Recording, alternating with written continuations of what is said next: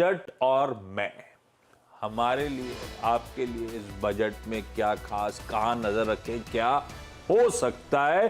आज से इस कड़ी की शुरुआत। आज पहला बिगुल बज रहा है। बजट और मैं में क्या। आज बजट और मैं एक्सपेक्ट करूंगा, वैसे ये होना नहीं है हाँ। लेकिन मेरी रिक्वेस्ट है। देखिए, कैपिटल गेंस टैक्स पर मुझे लग रहा है कि राहत मिलनी चाहिए। मुझे पता है बहुत लोग तो कह रहे हैं कि इवेंचुअली ये जाके बढ़ेगा, वो नहीं करना चाहिए। देखिए, एक चीज़ को समझने की ज़रूरत होनी चाहिए कि देखिए, कैपिटल मार्केट अगर बॉइंट होती ना, उससे कितने फ़ायदे होते हैं। जैसे वोडाफोन आइडिया का बेल आउट हो गया, अगर ये बेयर मार्केट होती तो क्या हो सकता था? वोडाफोन आइडिया का बेल आउट नहीं हो सकता था। तो इकोनॉमी के लिए भी ज़रूरी होती है कैपिटल गेंस को थोड़ा सा ज़्यादा आपका एक पॉजिटिव नज़रिए से देखना ज़रूरी होता है। अच्छा, एक और चीज़ है, अब आपको लग रहा है ना कि बहुत ज़्यादा ऑप्शन बाइंग हो रही है, बहुत ज़्यादा लोग एफएनओ में जा रहे हैं, बहुत ज़्यादा लोग एफएनओ में जा रहे हैं, उनको इन्वेस्टिंग की तरफ अगर आपको पुश करना है, उसका सबसे अच्छा तरीका होगा वो रिस्टोर कर दीजिए। जो long term capital gains tax पे एक जीरो था, वो उससे बेटर कुछ नहीं हो सकता।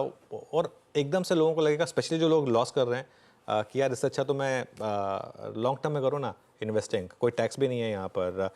और एक चीज़, जब लॉन्ग टर्म टैक्स एबॉलिश किया गया था, तब एसटीटी लाया गया था, उसके लियो में लाया गया था एसटीटी। अब ये नहीं हो सकता ना कि एसटीटी तो बढ़ता जा रहा है और आप long term capital gains tax भी वापस ले आए। और एक चीज़, लॉन्ग टर्म कैपिटल गेंस और शॉर्ट टर्म कैपिटल गेंस में कोई बहुत ज़्यादा आर्बिट्राज नहीं बची है।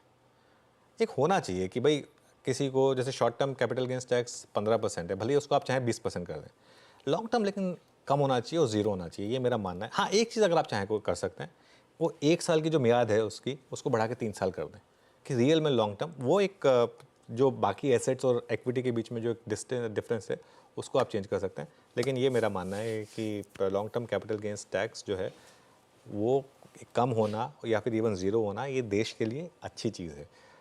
पहले ये चीज़ इसलिए होती थी कि भाई एफआईएस का पैसा बहुत ज़्यादा आता है इसके लिए। इवन अदरवाइज ऑल्सो डोमेस्टिक को मुझे लग रहा है कि इंसेंटिव मिलना चाहिए कैप इक्विटी मार्केट में इन्वेस्ट करने का, और लॉन्ग टर्म में कैपिटल गेंस टैक्स को कम रखने का या जीरो रखने का। अगेन मैं जैसे कह रहा हूँ, होगा नहीं, लेकिन खैर उम्मीद तो कर ही सकते हैं, उम्मीद तो दुनिया कायम है। लीजिए भाई, यह है बजट और मैं की पहली कड़ी। कर देना चाहिए। ये कैपिटल मार्केट्स को तूल देने के लिए एक बहुत इंटरेस्टिंग और बहुत बढ़िया पॉजिटिव सरप्राइज हो सकता है। देखते हैं एफएम साहिबा इस फ्रंट पे क्या करने वाली हैं, किस तरह के अनाउंसमेंट आते हैं। ना सिर्फ इसमें, in fact across the board tax regime में किस तरह कुछ फेरबदल तो हर तरफ अक्रॉस द बोर्ड एक्सपेक्टेड है। क्या क्या निकल के आता है, क्या क्या ब्रोकरेजेस मान रही है, वो सब भी कवरेज का पार्ट बनेगा। सीएनबी सिवास की इस प्रोग्रामिंग है बजट रिलेटेड। और हाँ, बजट पिक्स जो है, कल जिसकी शुरुआत करी थी गाबा सर ने और मयूरेश ने, आज उस कड़ी को आगे बढ़ाएंगे। आज सतपुते साहब और गौरांग साहब से बातचीत होनी है उस पर। लेकिन अब चलते हैं